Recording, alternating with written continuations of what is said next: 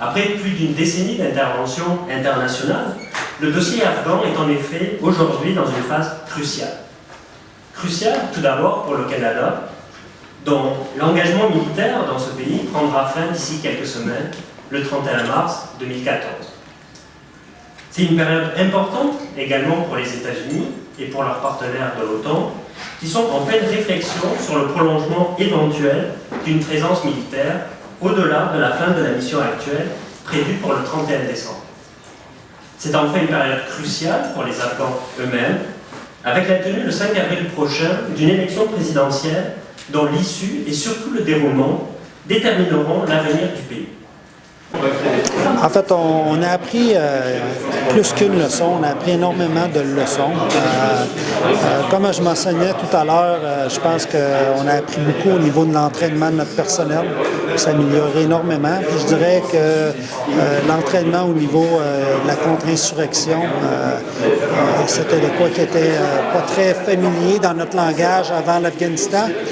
Puis je pourrais dire qu'après les 10-12 années qu'on a été là-bas, on a développé une expertise très enviable au niveau de la contre-insurrection. Il y a aussi le travail avec les autres agences comme les Affaires étrangères, l'ACDI. C'est des choses qu'on n'avait pas nécessairement fait beaucoup au cours de d'autres missions, qu'on a développé beaucoup en Afghanistan. Et également avec nos confrères internationaux, un travail d'équipe exceptionnel. Donc on a appris énormément à ce niveau-là aussi.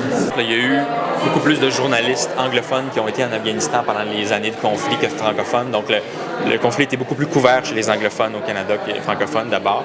Une couverture médiatique très centrée sur les combats, les pertes de vie canadiennes, les blessés canadiens aussi. Ça, c'est assez important.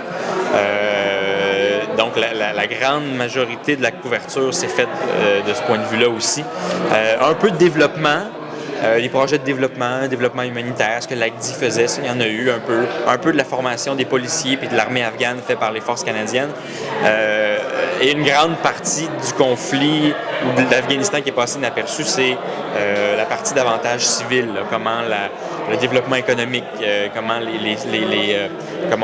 les Afghans, eux, voient le conflit, à quel point ils sont touchés par ce conflit-là. Donc, la vision de la population afghane de ce conflit-là était beaucoup moins couverte au Canada que l'aspect militaire, que l'aspect des combats, pour différentes raisons, là, notamment le fait que c'était plus difficile de se déplacer pour les journalistes là-bas. Le niveau de sécurité était tellement bas que c'était plus difficile d'aller vers les Afghans sans protection.